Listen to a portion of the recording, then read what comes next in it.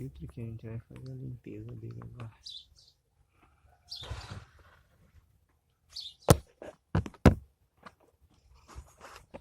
Primeiro eu vou começar tirando essas coisas aqui.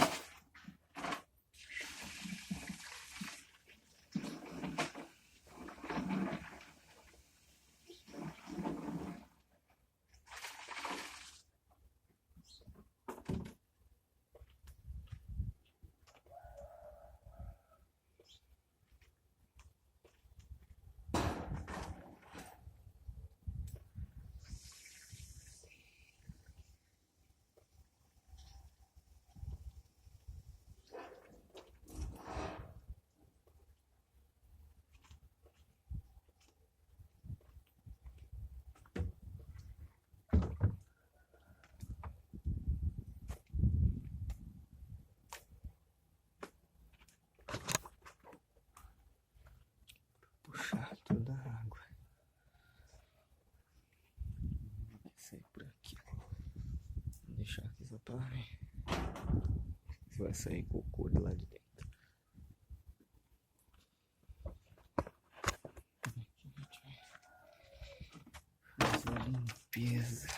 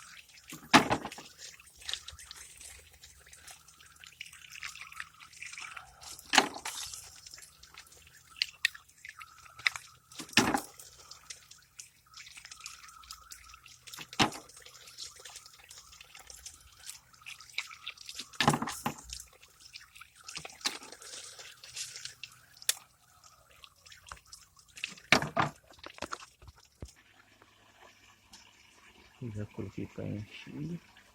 Já fiz a limpeza das pedras de escada de tijolo. Tá vendo? Agora tem que dar uma limpadinha aqui.